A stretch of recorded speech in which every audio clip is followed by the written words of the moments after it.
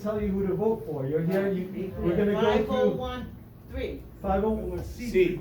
Yep. Nonprofit. And we're gonna go through 17 questions, and then the floor is gonna be open. So, you know, if you hear a question that makes you think of another question, hold on to it, right? Because we're gonna have open, it's gonna be open to your questions at the end in case we missed anything, in case there's another issue that you want to ask the candidates.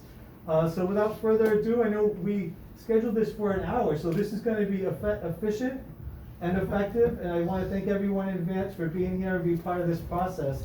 So I'm going to hand it over to Barbara, who is our bookkeeper and an awesome community organizer. So thank you so much, Barbara, for asking questions today.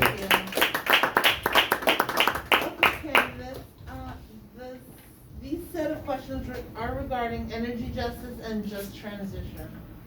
With the combined impacts of climate change and inflation, along with the dependency on global fossil fuel energy sources, it is clear that we need to provide affordable fossil-free energy solutions. Committing to goals toward a transition is essential.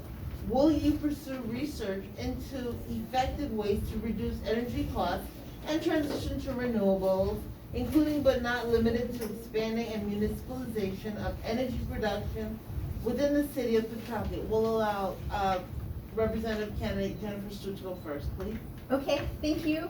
I just want to say that I'm a teacher, and one of the things that helps me to sort of process as I'm listening and thinking is writing some notes down. So you'll see me do that throughout the evening, and I hope you won't mind that. The answer to the question is yes. I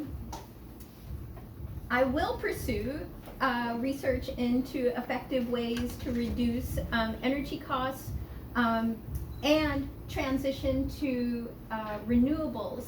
And to expand on that, the one word that really struck me in the question is commitment. That this is about a commitment to goals. And how do you demonstrate and show commitment? And it seems to me what's important about commitment is really dedicating the research to how to do it, how to implement it here in the community, here in Rhode Island. People have been looking into renewables for a long time. The work is out there about what it is, how it can work. The issue is about making it real here, and that's where the commitment lies. Thank you. Representative Barros, please. So, I mean, I was, back in 2018, I was one of the co-sponsors of what now has become the Act on Climate, which is to incrementally, downsize from carbon emission by 2050. So the plan, the Act on Climate basically talks about it's incremental. But from now until 2050, we hope to get to net zero. So, and then in terms of the other piece, in terms of cities, creating other options for electricity and other stuff, other energy sources, we have the ability through the every city and town has the opportunity to create an aggregation plan, an energy aggregation plan. And basically what that means is that the city or cities combined could go out there in the marketplace and buy bulk energy and then subsequently sell it to their residents in their city. And the way in which they would do this is with basically now, again, because the market is in a state of flux. So, right now it's at 17 or 18 cents per kilowatt or something like that. So let's say we bought it at $8.17, we would sell it, the city, in this case, let's say Central Falls, it would sell it for 14 cents to its residents. So passing those savings on to the residents. So those are, and ways, and not only have we, looked for ways, we actually, created and we introduced legislation to actually create some of these avenues to do this. Now, currently, there's only 5 cities and towns who actually have created an energy aggregation plan, and that's Providence, Central Falls, South Kingston, Barrington. There's another 5th one out there somewhere, but Pawtucket is not on that list. Thank you. Question 2? Yeah, they didn't hear you. Question 2. We wanted to know why. Why isn't it on the list? Why is Pawtucket on the list? No, they were. I mean, again, they were asked, and then I was not in the room when they were asked, so therefore, You can't answer that and question. I don't know why they didn't. I mean, is it desirable that we be on that list along with Providence and the other cities? Yeah, it would save the residents money. Yes. What would you do to be on that list, to get us on that list? Well, I think that you would have to convince the administration and the people that actually create, that run the city to What would you do? Well, I mean, I've already told you what we did. We passed a law. It's in the law that Okay. you can do this. Every city and town has that ability. So if you don't want to do it, there is no law that will force you to make Pawtucket do it or make other people do it. Yes. I would just like to say about this, what I find so interesting about these questions is that it suggests that, I didn't know about these energy aggregation plans, and that there were already 5 communities that were doing it, and that it was possible for Pawtucket to get on the list. And I think more residents would be interested in knowing that that's even a possibility for us. And so one of the things that I would really like to see is, and what I would work for, is to make that connection between what's available and helping people understand that this sort of thing is a possibility for us, and to do the work to get people on board so they can ask the administration to do this. It's hard to know what you don't know, right? And so I think what would be my priority is to create that link, so we can lobby effectively for the things that we would like. Part of that is knowing what's actually available for us out there. Well, if I can rebut that, if I'm to listen to what Mrs. Stewart is saying, is that every year we pass thousands of bills. That, not everyone, we don't have the ability to, not only am I not totally in sync with a lot of the other bills, because some of those other bills have no interest to me, but the bills that I let my constituents know are the bills that affect them. Now we're talking about the economy, we're talking about the schools, we're talking about state aid to cities and towns. Those are the kind of things that comes back and reduces the burden on the taxpayer. So that's my job, is to reduce that tax burden on that individual. So if Mrs. Stewart thinks that she can do that, and I would applaud her for doing that. I have done. I don't know how many people here have gotten my emails or have gotten my flyers in the mail. And I've sent out calls to an awful lot of folks. So there is 20-some-odd thousand people in my district. Maybe some of you folks did not get the mail or did not get the call, but I've sent thousands tens and thousands of mailers over the last 8 years that I've been there. Is that, Tell- but you're Pawtucket and Central Falls? You No, mentioned ma'am. Central Falls. What I told you about the aggregation plan, basically I said Central Falls is in it, Oh. but I'm not in Central Falls. Oh. So, for the last 8 years or so, like I said, it would probably say 70,000 pieces of mail have gone out to all the people who live in, not so much in the district, but all those folks registered to vote in the district. So we're gonna move on because The we have time about is up. 30 minutes, so I'm gonna start timing. I'll let you know, I'll lift up my cell phone after 1 minute. You did great, like you were about 4 minutes each, but if we can slice it down to 2 minutes for each question, we can get through everything and have room for everyone else to ask questions. So our next question is, how would you make utilities more affordable? How will you work to pass the PIP, the percentage income payment plan, which is big and we need this? So on the state level, that will allow low-income households to afford our utilities by making our rates based on your incomes, on our incomes, I'm sorry. PIPP legislation has been pending for many years. How would you pressure the House Speaker to allow a floor vote on PIP? Which one, should I go first? Yes. All right. Yeah. So, we know that passing a bill is not easy. And I think most people in this room knows what it takes. It takes negotiation. You have to build a coalition. You gotta get enough folks on your side to wanna do the same thing.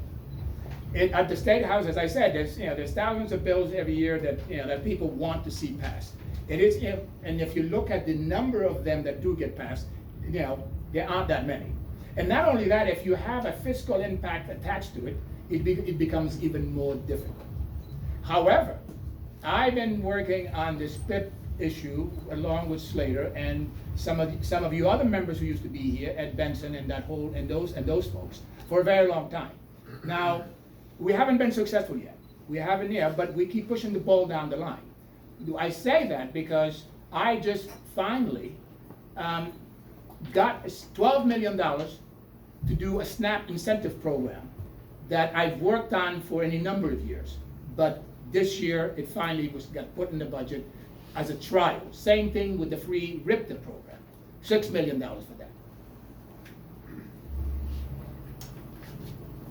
So how much pressure are you gonna put? Are you gonna go hard? Well, no, we go hard all the time. When we did the post hocs was, we did everything conceivably possible. And at the end, it didn't happen. Representative Kennedy. Okay, thank you. I know that the PIP legislation has been introduced in the General Assembly for many years. I know that other states have been able to pass PIP legislation. For example, Ohio's quite a conservative state now. I think in order to make utilities more affordable, obviously we've got to try to get PIP out of committee, out of being sent back for further study to the floor for consideration and a vote. I know that that's difficult to do, and it requires a number of representatives who would be committed to pushing that legislation forward. And in addition to working with people to get them on board with PIP, we could help make utilities more affordable by doing things like stabilizing rent increases. If you know what your other expenses are and can manage them, then you can deal with what happens with utilities in the interim. Things like municipalization of internet access, right? Making water more stable and affordable. All of these things I think could also help.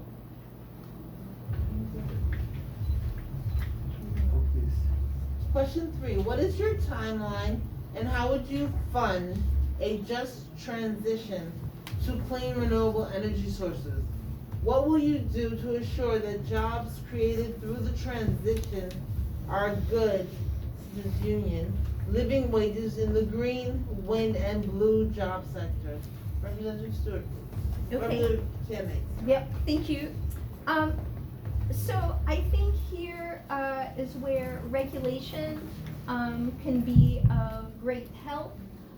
Requiring, for example, wind, union representation, fair wages as a condition for state help with development programs would go a long way. Funding and resourcing sufficiently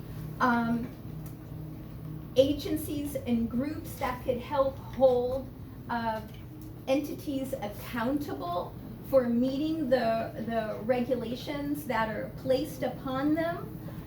The timeline I would like is urgent, ASAP, right now, and to work for that as much as possible, because you can see all around us on a hot day like this, we can't keep waiting for this transition to take another 10 or 15 years. Well, it's easy to say ASAP. ASAP, we all would like that. But we did something in 2021 in this state that has not been done in decades, and that is the Act on Climate. The Act on Climate, once it passed, I mean, by 2050, I mean, we just can't just up and decide, okay, let's stop, no cars out in the road. We have to incrementally do these things. And this legislation, in this legislation, there are steps that are being taken to actually get to that point. Now, we are already the nation's, we have the first wind farm here in the state. And then once these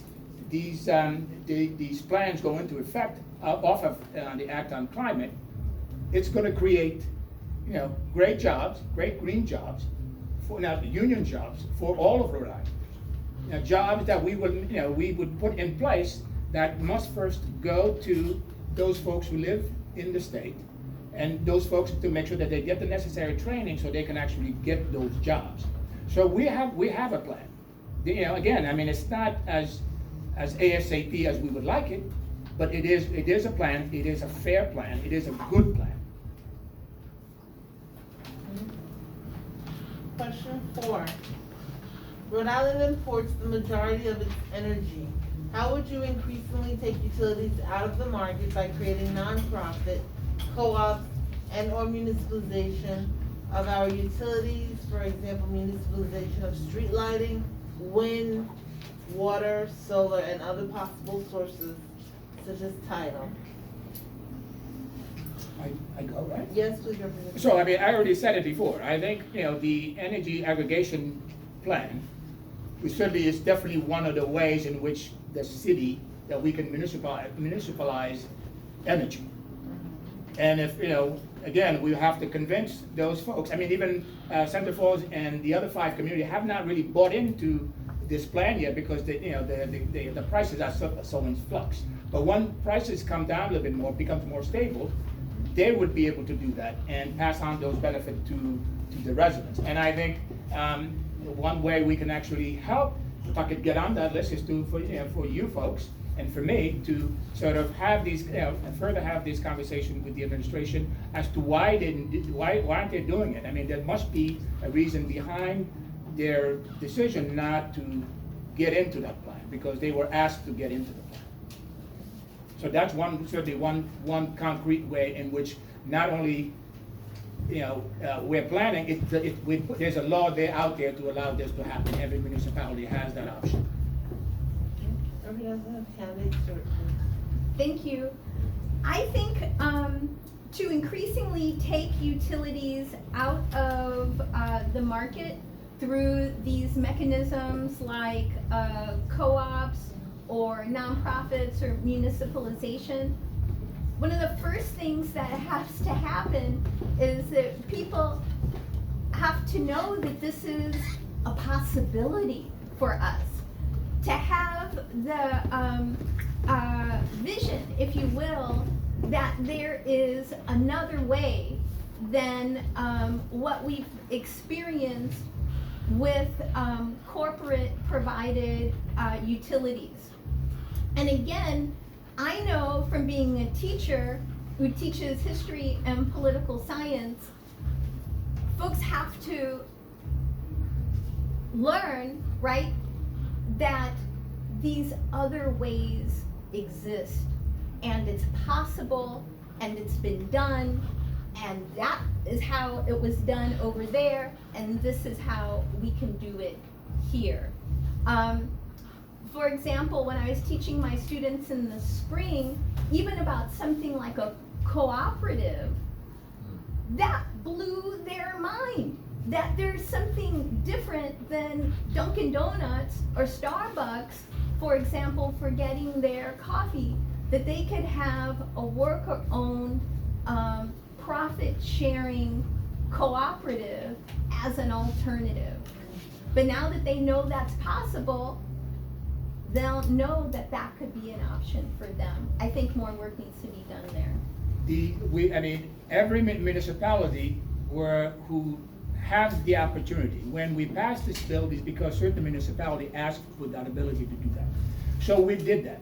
And it's incumbent upon that municipality who wants to help their constituency, and I'm not saying that Pawtucket doesn't. Pawtucket, has been my home for the last 48 years. Yes, I don't know what their reasoning was for not soliciting, but every cities in town has that ability. The bill was passed, and the cities know they have that option to do it. I have a question. So for the energy aggregation plan and the lack of its presence in Pawtucket or its implementation in Pawtucket, it's a matter of whom to educate the constituents. Whose responsibility is that? Well, it's certainly, it's all of our responsibility. It's the city of Pawtucket. It's my responsibility. First and foremost, it's the city's responsibility to participate in it. If they chose to participate in it, then that comes into that gets passed on to their residents. Okay. But if they choose not to go into the program. May I ask for more, please?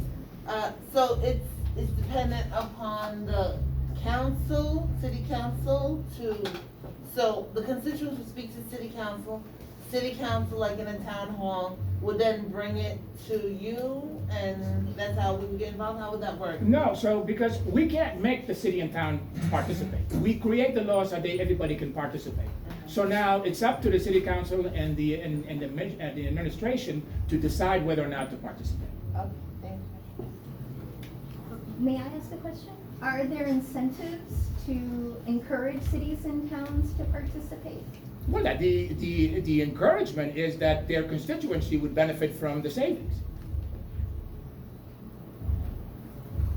So we're gonna have to pick up the pace if we wanna get through this, but I just wanted everyone to know that the George Wiley Center did sign up to the aggregate.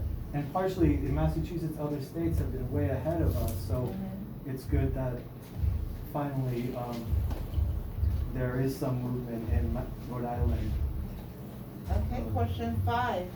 Will you work to expand social services and support agencies that provide food assistance, mental health, housing support, healthcare, ESOL, literacy education, childcare, and other social services to support immigrant or refugee communities, seniors, disabled people, and unemployed, and how? Representative Kennedy Stuart, please. Yes, to all of those things. And I think the how of it is to make sure that these services are well resourced, to work with agencies that help and organizations that help to provide them, have regular conversation with them about what they're experiencing, what they need from the state to be able to successfully carry out their work, and make sure that they're connecting with the maximum number of people who could benefit from the expansion of these services. Yes, so absolutely yes. I mean, I've introduced many of the, the bills, and in this case, the SNAP program. I introduced a safe space for immigrants when there is a raid. I helped sponsor the driver's license card that recently passed. So yes, I mean, and that is why you send us out there so we can advocate for these services. So yes, I've done that and then some more. So for the bigger picture, how do you feel about Ukrainian immigrants getting put to the front of the line over Hispanic immigrants into the country? So yeah, I mean, that's certainly, I mean, that's an issue for me. I mean, obviously, that's more of a federal issue. But for me, obviously, my people are the people of the state of Rhode Island and the people in the 59th district, first and foremost. Then after that, we would certainly, that's what America is about. I mean, we have, the Statue of Liberty, we welcome everybody, but let's take care of our own first and then we'll go from there. Thank you. Yeah, Jennifer, we're asking every candidate the same, about Ukraine. Yeah, I mean, I just want to be clear, we have to ask each candidate this. So, Yeah. I mean, I think that, I'm not sure what the numbers are here in Rhode Island as far as how many Ukrainians we've received here. At times of war, these are also special circumstances. Refugees coming into the state from a number of places need our assistance and support. We have enough resources to do that and take care of the people who are vulnerable and needy here in Rhode Island. First and foremost, our own folks, first and foremost, and then I'll gladly take on everybody else. Question 6. Would you work to preserve green space and expand support for community gardens that provide food, social connectivity, and environmental benefits? Representative Barros. Again, I've answered that question with the fact that yes, I would absolutely do that.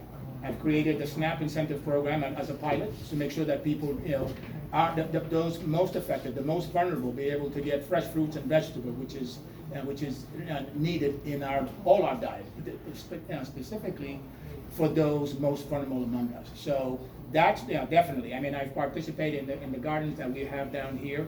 I think it's on Pleasant Street or Taft Street, along with Megan Coleman and some of the other folks who actually help to maintain that garden. I've helped to fund some of the startup of a gardens. So yes. Yes.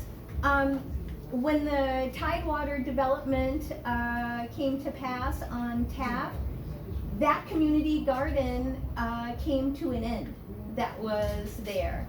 I would love to see that have been relocated elsewhere in our district.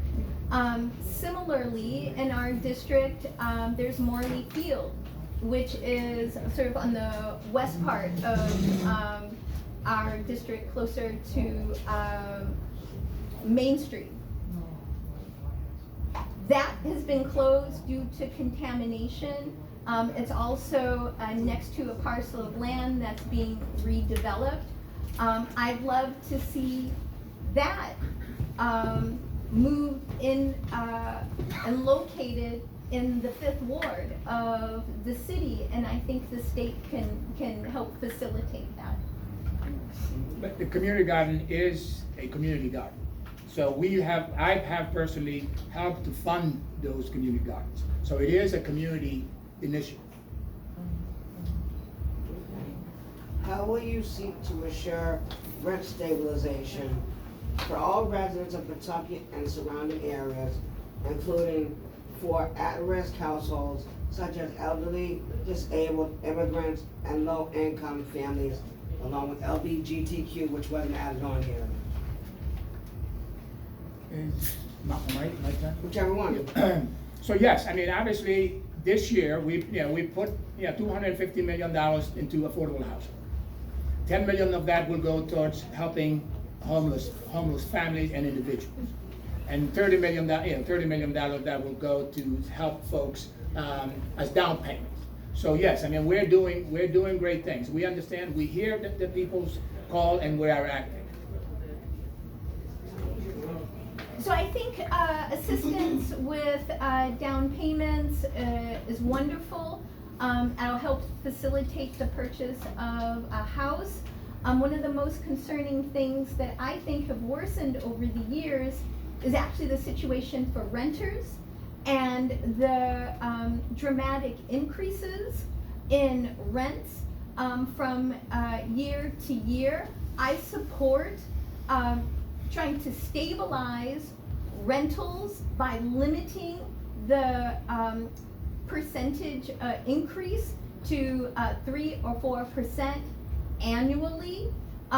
This is an issue that has affected my family. For example, my uncle, who lives in Warren, has suddenly had his rent go up $200 a month to bring it to market rate. He's forced now, because he was living month to month and not with a lease, to find a new place to live somehow that's affordable. And I think that if we had stabilization measures to limit those kinds of increases, he wouldn't be facing the possible threat of becoming homeless, right? Despite the fact he works full time. I mean, we've put, my suggestion would be this. I mean, every city in town they have to meet a certain threshold for affordability. What one of my suggestion is for next year was to, those cities in town that do not do that, we sort of take away a little bit of their state aid to give them an incentive to actually do that. The other thing that you could possibly do that we've been trying to work on, which there is legislation pending in the legislation now, is to change the zoning laws that would allow for more housing to be built. And I think this $250 million goes a long way to help that out. But changes in zoning laws will also go a long way to help. Speaking of homeless, how would you help to fund the street outreach program? So we fund agencies, but we don't fund them. We don't fund the agency. We give the money to the agencies, and the agencies go out. Coalition for Homeless. It's a whole coalition of a lot of groups. So they get those funds, and then they go out and do it. They come to us looking for an increase. So when that time comes, we either give them the increase or we deny the increase. Do you support rent control? Yes or no? I'm not. No, I don't. I don't think so. No. So you, I do. yeah, and the same question that you asked Representative Barros, Jennifer Stewart, about funding of services for the home. Now, question A. Very Oh, careful. should I, I'm sorry, should I Sure. respond? Yeah. Respond to that? Mine's not even the last one. Okay. Okay. I think we know the organizations that are out doing the important outreach work. And I think the state can reach out to them more to give them what they need. And so I think that would be a really important thing to do. The state doesn't reach out to those agencies. Those agencies who need the help come to the state for help. Because, so if that was the case, the state would never do its work. So those agencies come to us. And the state doesn't go and say, hey, listen, I'm gonna give you this money, come and take it. No, you have to go, they have to come to us. And that's why they advocate. And then we then react. But Okay, and now with you saying that now, just when I ask question A, I'm gonna need to be real specific with this for me, because I'm an outreach worker in Pawtucket, and I've been doing this work since the pandemic, even way before that. So question A says, how would you be willing to facilitate additional emergency shelters to provide whatever that word is. Solace. Habitable short-term living. Short-term living space or vulnerable residents. Now, mind you, let's just get this all out in the open now. Only shelter that we've had up here was St. Paul's. St. Paul's is not here no more. We were trying to open up the center over here. Love and compassion. You will not let that, nobody will let us open that up over here no more. These are my people. You guys do your politics and whatever, that's your procedure. I'm the worker that works with them on the street. I'm the one that they come to me and tell me that, hey, I don't have a tent, hey, I don't have a sleeping bag, where can I sleep tonight?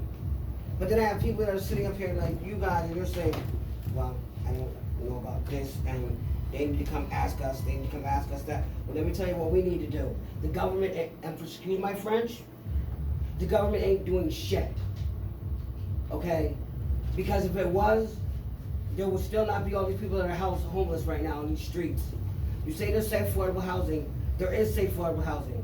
But for every one person that signs up for that, there's 50 more. We need a shelter in Pawtucket now, not 10 years from now, now. We have people that work like me, all of us here. We did this work.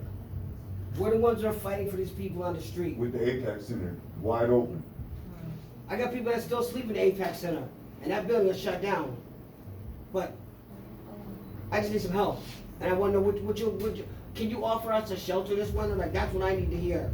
Now that I think we need to think about this some more. There's no more time to think about it. You've had enough time. Representative Kennedy Stewart. I understand that urgency. I see it around Pawtucket all the time, driving around. I see it near my house. I live near the Modern Diner. And I think that the state should use its resources to repurpose many of these vacant buildings that we have. Also to fund more outreach, to actually bring services into the community, direct outreach. So, Diamond, to speak to your point, I get it. I mean, I've lived there for 48 years. I mean, I haven't gone, and I've gone a lot of places, but I've always come here. I mean, I see homelessness, and I see it under the bridge. Everywhere I go, I see it. Now, when I said that agencies come to us looking for money, it's because they're the one that's out there every day doing the fight. This year, this is the first time that, I'm talking the General Assembly for the first time this year, allocated that much money because we know that there is a pandemic, there is an issue. There's a grave issue out there. So that's why we put those $10 million there to do exactly something, those things that you're saying that you want to do to help those people. Now the problem that you're going to have, they didn't let you open it next door. The city that's the city's fault for not doing that. Mm-hmm. They had issue at Taft Street when they were moving people out of the place. And I spoke out against that because some of the folks were saying that it's inhumane the way they were just moving people out. But that was up to the cities because they actually had made those commitments, so they were doing whatever they could to house those folks. But we've done things. We put $10 million there, not because it's chump change, but it's a lot of money. So that money is there to help folks like those folks that you're trying to help. So I did an internship with the Parent Support Network, right? And so we had to cancel. We had to adjust the street outreach because. Where did that 10 million go, honestly? Well, the 10 million that we're talking about is in this year's budget. So it didn't go anywhere. It didn't go anywhere. No, the budget just passed. The budget just passed, so no, it's going somewhere. It's gonna go, that's what I'm saying. We, at the people like myself, Megan, and the more progressive individuals who see this on a day-to-day, and Mrs. Stewart says that she sees it like I do. We live in the same neighborhood. So I do see it, and I appreciate the plight of those folks. And I get calls from people saying, what can you do? What can you do? And this is why I go and advocate with my colleagues that we need to do something, and we finally did something for the very first time in a very long time with this much money for homelessness. And that's why you see George Wiley Center right here. It's collecting the sleeping bags, and I put that flyer out there. Because somebody needs to be held accountable now. It's not, an I thing, this is a we thing. $10 million in the Pawtucket, but you collecting, sleeping bags. I'm a single person. I don't have an agency, and I've been doing this work forever, and I can't get any one of you guys to come to one of my functions I'm doing out here. And I've been doing functions way before this happened. But if I was somebody else, certain people would come out to my event. I'm just saying, I'm here in the community with a fight. At any given time, I can lose my house and be homeless again. And I need somebody to actually stand up and say, you know what, we're not gonna take this no more, and we're gonna stand by me, and we're gonna fight because this is what's right. Because at the end of the day, if we all have animals here, we treat our animals better than we treat somebody sleeping on the ground. And now I know that because I have animals. And this is why I do what I do, because I can't let somebody just accept that this is just what you're gonna have in life now. It's not. People thought I wasn't gonna make it off the street. They thought I wasn't gonna become somebody. I won a Carol McGovern Award. Nobody thinks I would've won that. I won that, and I'm still fighting out here. So, I don't do politics, because I don't understand them. But I do procedures, and I do the help that needs to be helped. So if anybody feels they wanna see what I do on a daily basis and come join my team, I work at Master Street Church, 7 o'clock every Sunday morning. I'm here every Wednesday. I can't go out because of health conditions, but I bet you my phone's on a constant ring, and I'm on a constant thing trying to do something for the city, because the city of Pawtucket doesn't condone what goes on out here, and they don't feel like my fight is important anymore. So yeah, am I a little pissed off? Most definitely. I hear you. But I gotta know who I have to vote for, because I live in the city of Pawtucket this year.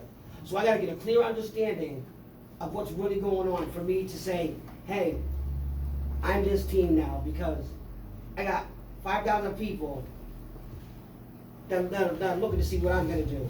Plus my niece is downtown tonight, taking names down for people that need tents and sleeping bags to come over here if anybody comes and get them and hand them out.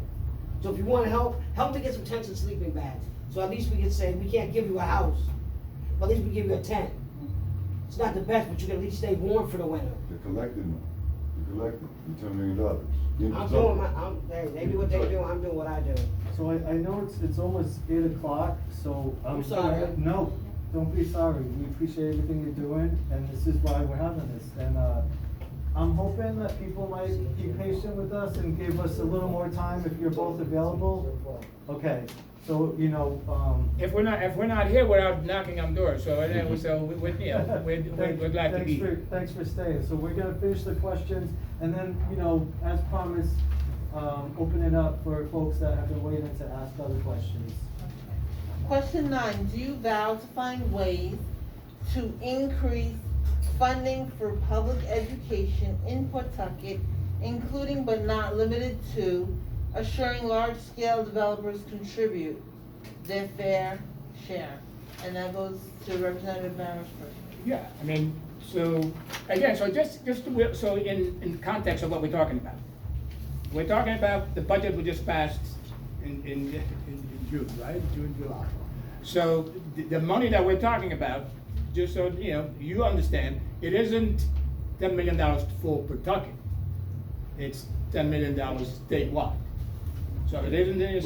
But previously, when I asked, you were saying that it's just Pawtucket. No, I never said it's for Pawtucket. So everything I just said here is in a global context. The $250 million doesn't come to Pawtucket.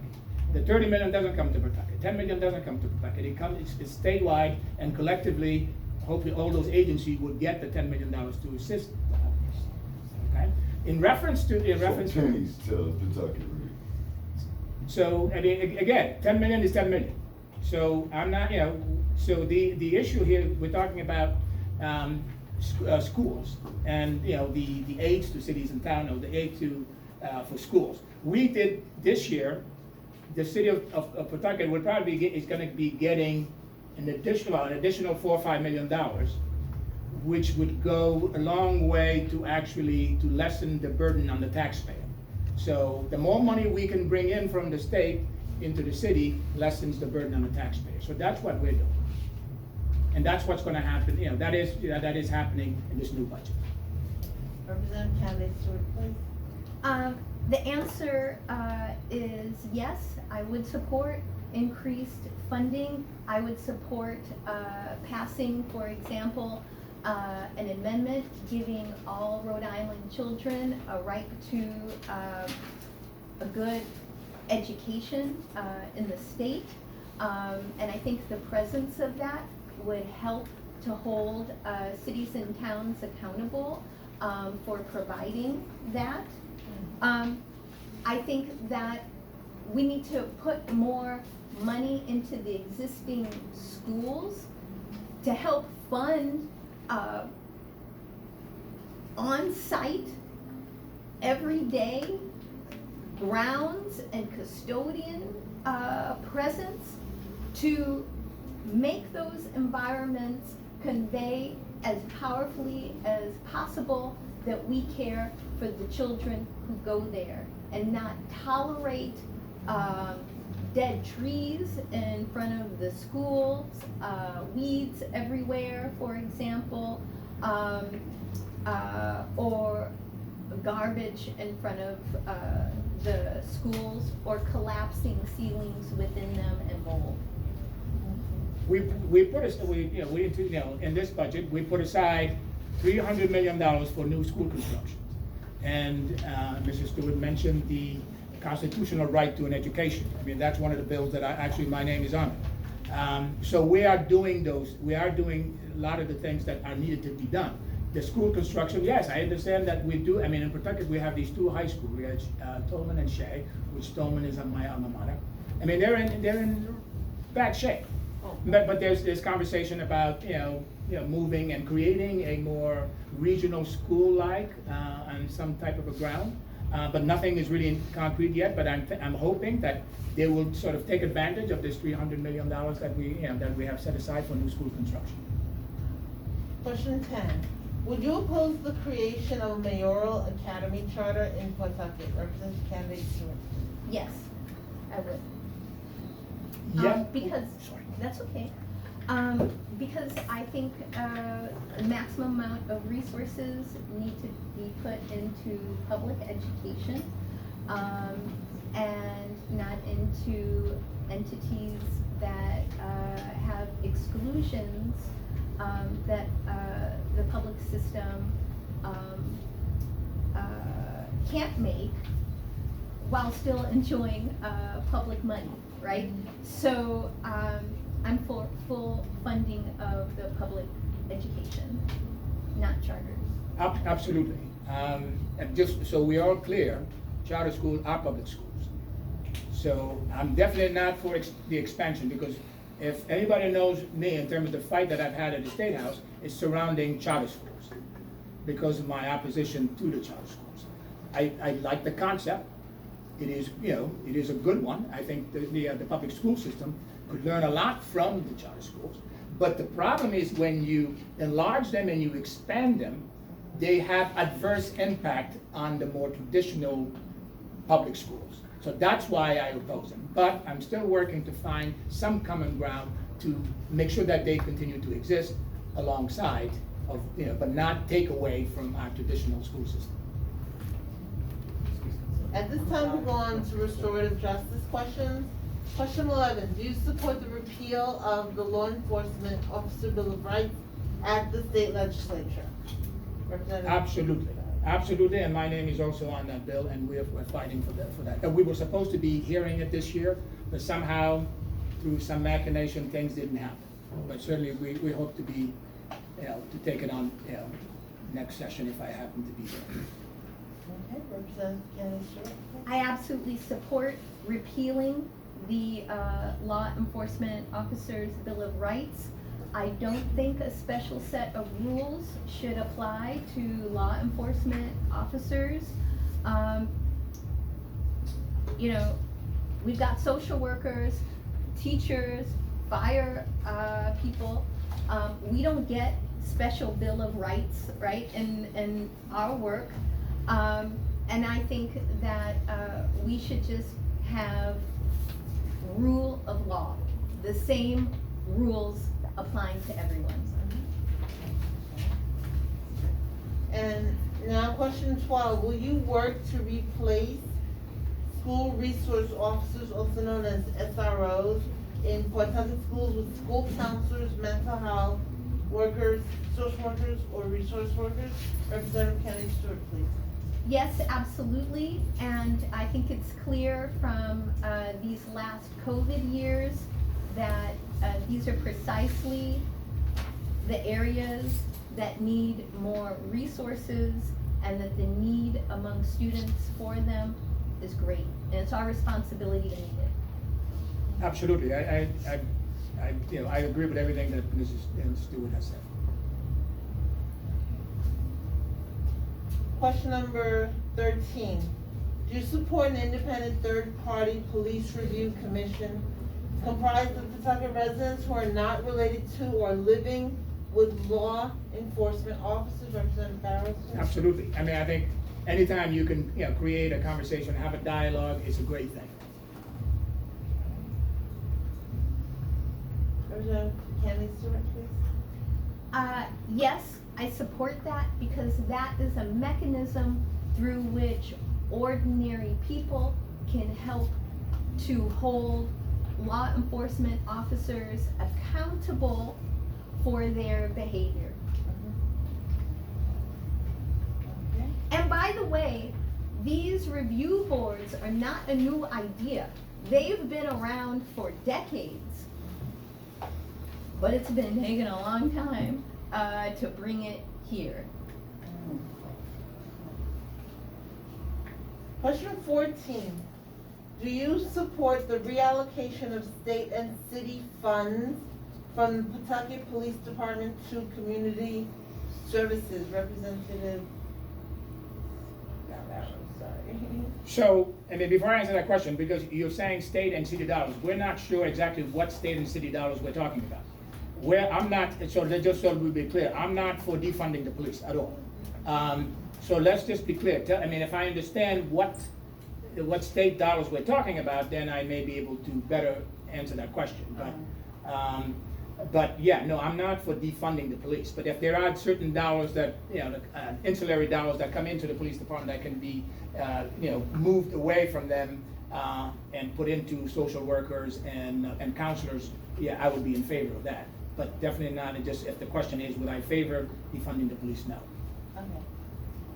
Representative Kennedy Stewart, please. I do support the reallocation of state and city funds from police department to community services.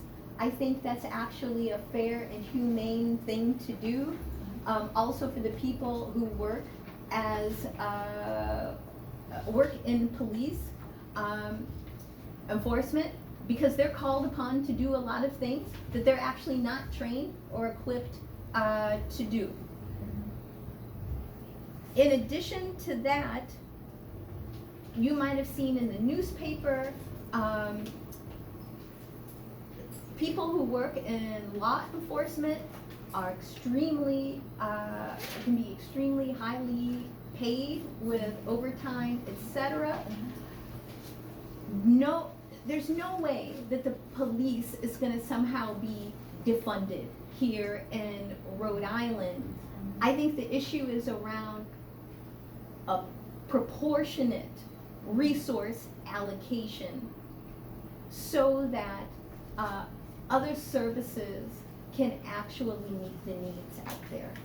So I just so we can be clear. So you're saying state and city dollars. So can you tell me what actually you were talking about in terms of state and city dollars? Because I'm not sure where these monies are coming from. But I'm with you when you say that, yes, we should sort of combine police and counselors and psych people to maybe go to some of these calls because they're not trained to do that job. I totally agree with that. But where is this money? Which money are we talking that you're willing to defer from the city police? And I'm not sure where those monies, where do they come from? What kind of money are we talking about?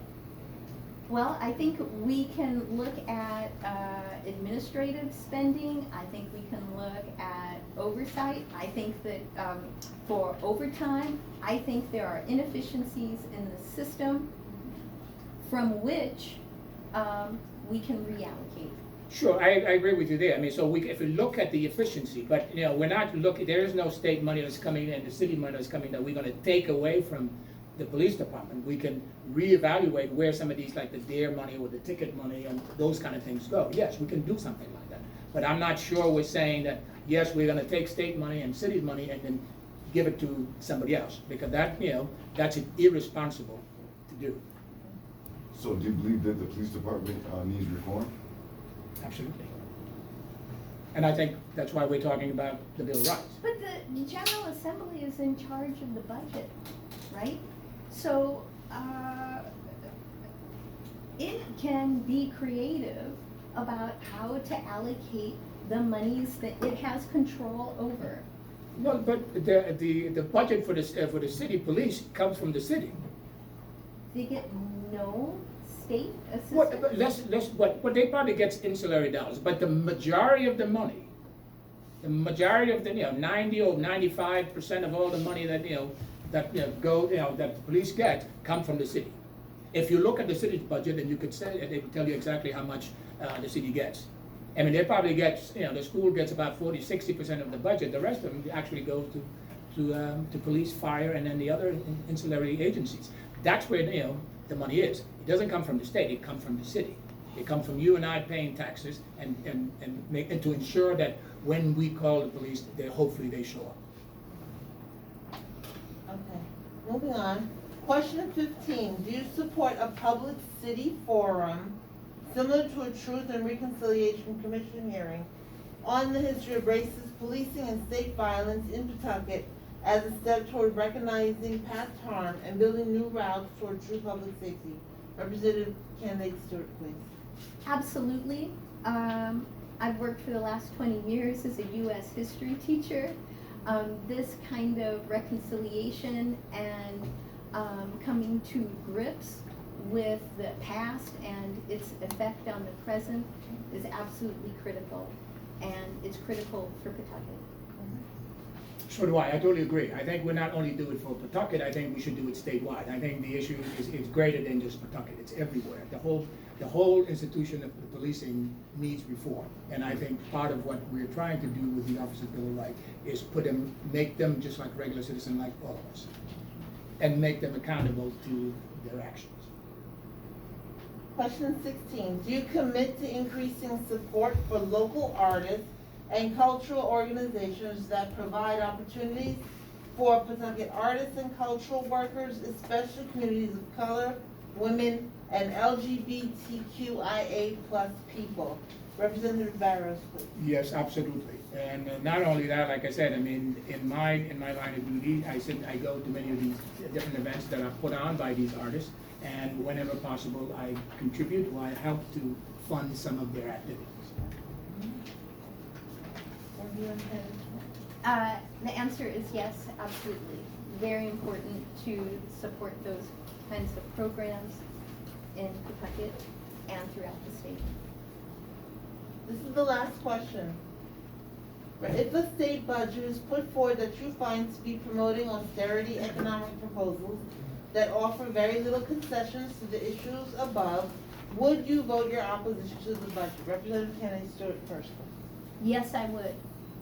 If the budget is one that's insufficient, that's inadequate, or quite frankly immoral in what it prioritizes, then I think we have an obligation to vote opposition to it.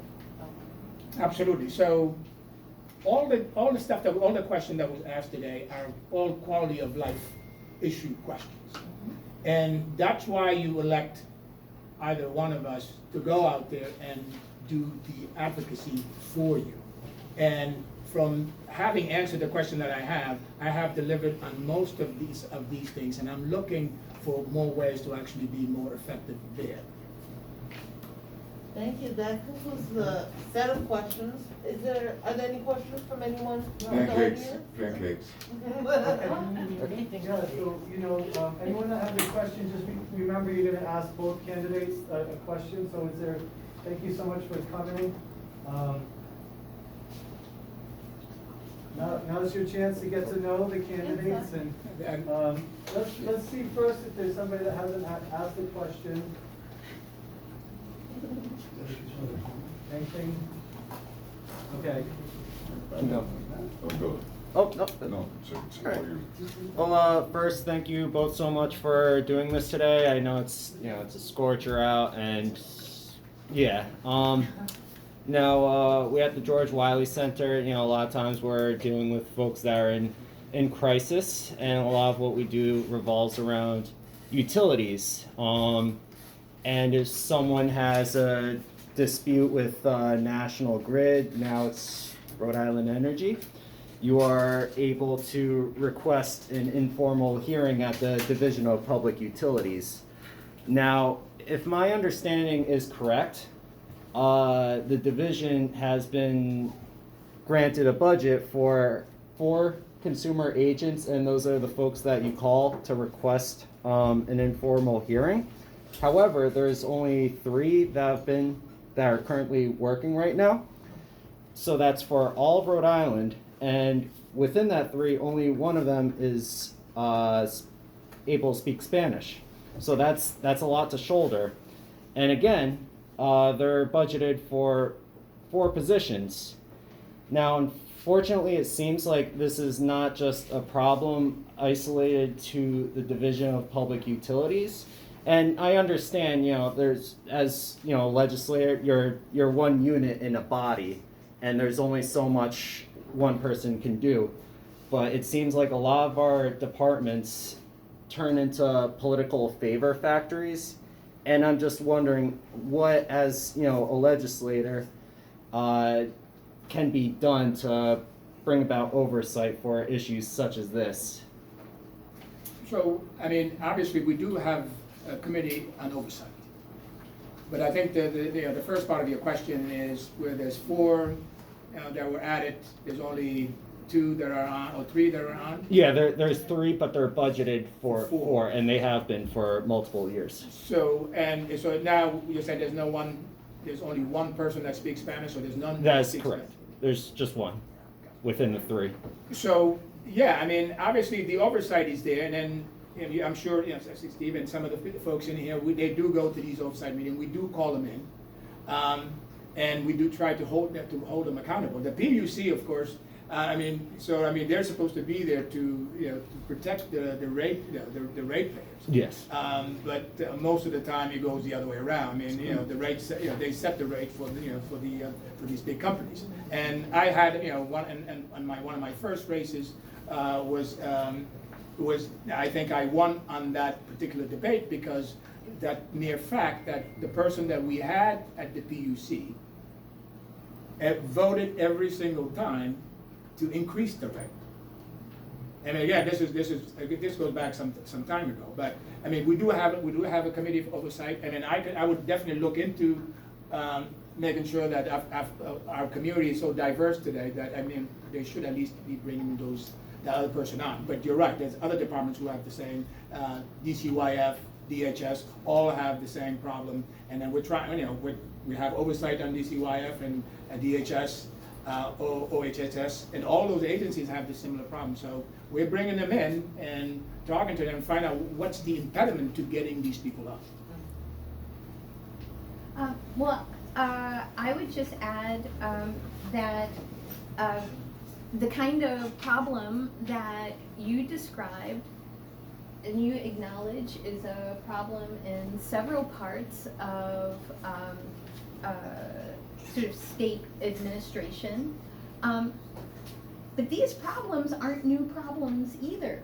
They've been in the news for a long time. The under-resourcing, the understaffing of agencies, whether it's handling unemployment claims or consumer agents helping folks with utility hearings. And I think the issue is, why do these problems persist? Is it just a funding issue? Is it a recruitment problem? If we're doing oversight, why hasn't that oversight changed the situation yet? So that's where I would want to emphasize some new problem solving. I mean, the issue that Ms. Stewart talks about, I mean, oversight. It basically says you bring the DCYF in and you ask them why this is happening. And DCYF, no less, works for the government. The directors, all the top people are put in there by the government. So, they're the one that develops their budget and everything else and bring it to us for us to review. So when we look at it, we ask questions and they tell us what we want to hear.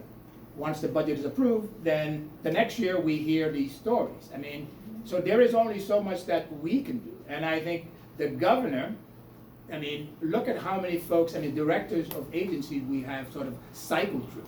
Because there is a recruitment issue, there's a retention issue, there's an overload of social worker issue. I mean, they have way too many cases but we put in more money to actually get in more folks, more social workers, so to take the weight off of these other folks who are out there. So we're doing some of that. It isn't easy, and it isn't something that's going to be ASAP. Right, so you said that they bring it in front of you, but do you think it would create jobs if you had somebody to look instead of it coming to you and y'all not doing anything, just hands up, don't shoot? If you had somebody that could look into it, could you create jobs? Look into what? Or instead of just what they're bringing to you and later on it's not good. Well, I mean, I think there's been issue about an inspector general. There's been a lot of different ideas thrown about how do you go about looking for cost saving in these departments. I mean, where inefficiency exists. But Okay, so we have a question back, and anyone that came in later, I know there's a few, more Pawtucket residents here. If you'd like to introduce yourself and ask the questions to the candidates. My name is Mohammed Zakiti. I'm on it. I will say member of African Association from French-speaking country in Rhode Island, or especially in Pawtucket. We have a large community here of African coming from those French-speaking country. They are not involved in those kind of meeting or political situation because of language barrier. But sometimes we have people who can translate some of them and make them involved or make them understand what you can do for them when you get elected. I know the governor just signed the bill of driver's license for undocumented people. Many of us have this kind of problem. Some are documented who even can vote, and have a kids now who are just citizens who can vote. But some parents run to some immigration issue, driver's license, employment, or many kind of health coverage. So I don't know if I catch the train running, if somebody already asked those questions when you elect, what can you do for our folks for that? Well, I mean, certainly. I think that one of the biggest ways we can help people in the situations that you described is to fund legal aid agencies in order to provide no cost or low cost representation for folks to navigate the various problems that they're encountering. That is sorely needed and desperately underfunded in the state. So I'm, the driver card that you're talking about, I'm one of the co-sponsors. And not only that, Rhode Island Legal Services, which is part of the, an agency that we fund, we've increased their budget because they came before us, and they've taken on more cases than especially during the pandemic because of the evictions and all that stuff. So they take on more work, so that we were able to increase those money as Mr. Stewart said, that we need to put that money into some type of social service agency to help folks like those folks that you mentioned who are not able to either pay full price or can't pay at all. So those services exist now. And I happen to be from one of those countries that you speak about, Dakar. So, and I not only that, there used to be an organization right here down, now it's DIFCAP, right on West Avenue. There used to be an organization that was run by some of those exact same type of folks that you're talking about. Yeah, but like you just mentioned, some institution who can help them with low cost or no cost. I know I personally send many people to Broadcast International Institute, and maybe some Christian association that I run on case of somebody who finished all the paperwork for the green card, sponsoring spouse to get the green card. After submitting all the paper, marriage certificate to prove they are living, still they are asking more detail, saying they didn't furnish enough proof they are married. Living in same apartment for more than 2 years, having same key, bank account, same bank account, name on insurance for the cars. All those social events, picture and everything, still they are asking more evidence of proving they are married. So I don't know if those kind of situations, what you can do for them. Mohammed. So, but those issues are immigration issues. So I mean, That's right. that certainly would be a federal, that certainly we at the state level have very little, if any, sway over that. I mean, obviously our congressional delegation. I mean, the Congressman Cicilline, Langevin, or White House, or Senator Reid probably have more sway over that. I mean, but that's definitely an immigration issue that is between the lawyer and or whoever is filling out that application and the federal government. Okay. Yeah, because that's why those kind of problems we are run to. Like I said, many of them are in good status of immigration, that some come running against those kind of situation, and they will say, oh, you can talk to your state representative, or you can talk, like you say, to your what you call senator, writing letter to them. So, like you say, we can come first to you starting at one level and go to another one, because they don't know who to talk to and what to address to who. But by starting with one point, which can lead to a better position to get the help, maybe can start from you, because maybe you are the close person first to talk to. And like you say, when you take it to that next level, that will have more power than if the person walk in. So I'm raising that for those people also. No, I mean, and we do that. We do that every day. I mean, somebody asked me for, can you help me do this? I said, well, I can't really do that, but I have someone that I know at the congressman's office that could potentially help you.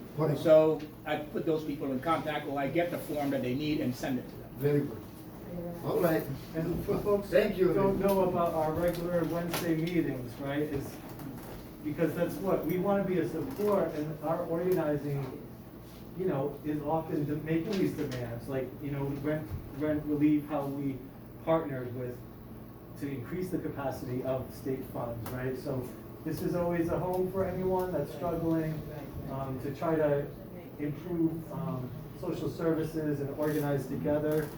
I'm gonna see if there's one more question that from somebody that hasn't asked, and then we'll see if each candidate, if you want to include it in after you answer this question, if you have any closing remarks. But I wanted to thank everyone for being patient and staying here extra half an hour, and thank the candidates for taking time today. But yeah, this is the final question. Okay. I wanted to ask if both of you consider yourselves, or either of you consider yourselves pro-choice, and what that means to you, and specifically in this this legislation that just ended recently, there was a chance to pass legislation to make those words actually mean something, which would be accessible and affordable access to reproductive health care. And I'm aware that Representative Barros held that for further study, and there was also a letter asking for that to be voted on once it was clear that Roe was overturned. And 22 senators signed that letter, or 22 legislators signed that letter, and I believe you were not one of them. So I'm wondering if you wish you had signed the letter, and if not, if you do agree with that sentiment, and if you would, you know, support fighting for that in the next term, or why you didn't fight for it in this term. So I'm not sure I understand your question totally, but I think I'll answer it in this way. I was one of the 3 or 4 sponsors that voted or sponsored the bill to codify Roe v. Wade. I'm asking about the Let me affordable, finish. the one that's I know Liana Casada had a bill. She and I had the conversation about the bill. I would sign the bill. The committee that it went, I don't know exactly which committee it actually went to. It was finance. So You held it for further study, the finance held it. you voted Yes, to hold it for you held further it. So, yeah, I mean, so I voted for further studies, yes. So then, it didn't go anywhere. Yeah, that's why it didn't go anywhere, because you voted to hold it for further study.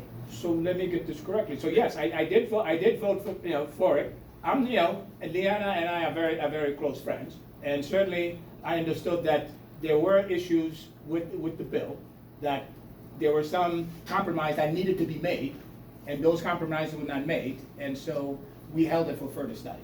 But to be disingenuous and say that, I mean, I don't support women's rights, is very disingenuous, because I'm the number 4 of the sponsors who primarily sponsored the bill to codify it.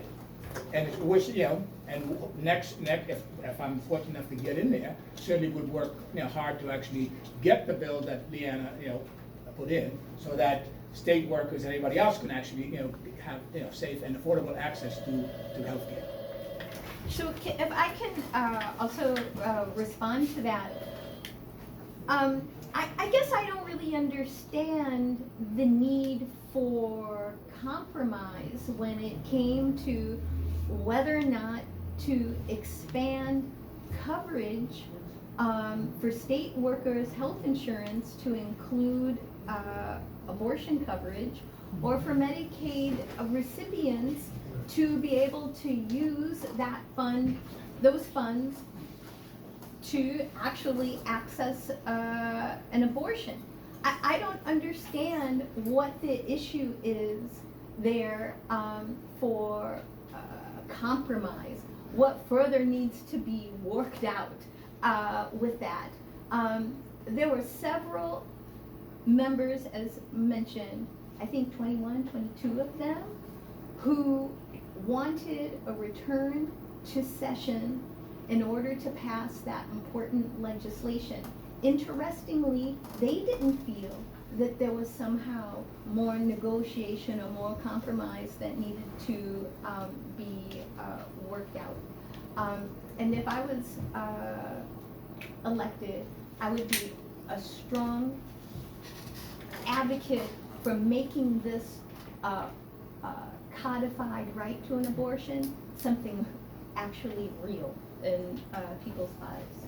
So, and if I understand you correctly, you're saying that the codification was not a value, has no value. No, I didn't say that at all. So, the but codification is great, but the codification is abstract unless people can actually find a way, or have a way to pay and access those services. And those services actually will be available. Like I said, I think the issue was there were some glitches in the bill that was held for further study. But What was the study? What study has happened since then?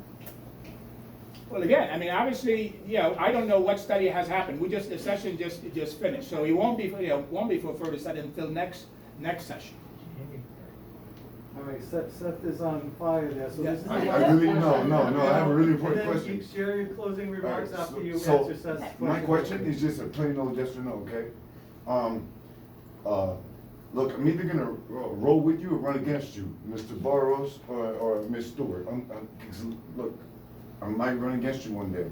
It's okay. My question is this, how do you feel? Do you feel that the overturning of Roe versus Wade is unconstitutional to women? Yes or no? I mean, I'm not a constitutional lawyer, so I really couldn't say, but I feel for me, it probably, I mean, it should be unconstitutional. Unconstitutional, because this is America, and we have the right of choice, right? Absolutely. Well, that's not the right of choice, though. No, again, I mean, that's the Supreme Court. I mean, that's nothing to do with us. I mean, that's why we You have took. ambitions, you have ambitions. I would like to know, I told you I'm gonna vote against So you. no, let me or finish, with let you. me answer the question. So that's why we knew this, that there's something like this was gonna come. I mean, that eventually, the Supreme Court, if it was stacked properly, that something like this could happen. So we took the steps to codify it here for Rhode Island. So yes, I mean, like I said, but I'm not a constitutional scholar, so I really couldn't answer the constitutionality of that, but certainly for me it would be, yeah. That's a good answer. So, in the U.S., the Supreme Court is supposed to operate, make decisions respecting strong precedent. There had been a strong precedent established for Roe, which was disregarded in an activist way by the Supreme Court. That's the reality of the situation at the national level. But at the level of the states, our system gives a lot of power to the states to decide what is it going to do on the abortion issue. That's the situation that we're dealing with now. And codification is important. Codification is a good first step, but it's about what power do we have and are we willing to use it to make what's been codified real in people's lives. So, that didn't answer my question, I'm sorry, because my question was, do you believe, I asked a yes Is or it no. unconstitutional? Do you believe it's unconstitutional? Thank you. Okay, all right, so let's, if you have any closing remarks, but let's thank both of the candidates for taking time. I appreciate it.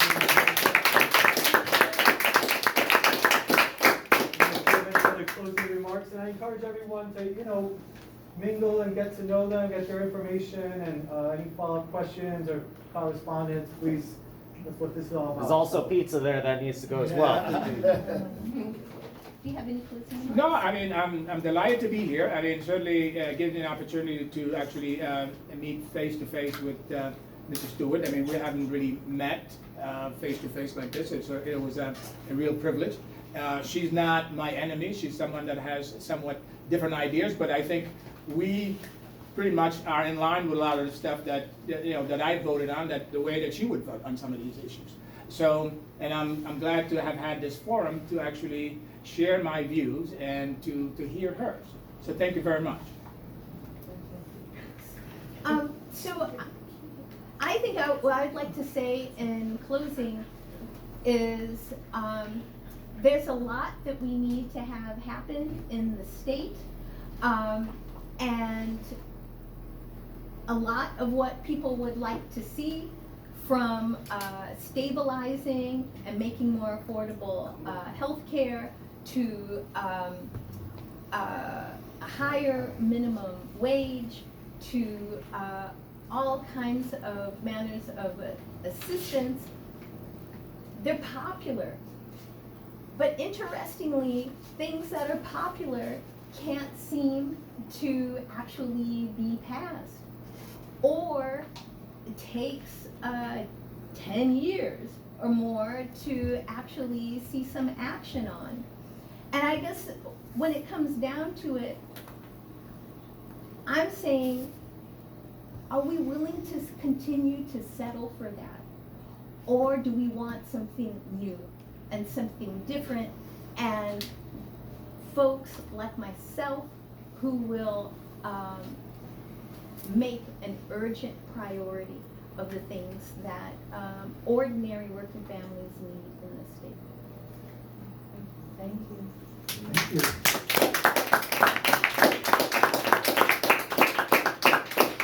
Thank you, Jennifer. Thank you. It was a pleasure to actually finally meet you. Nice to meet you. Sure.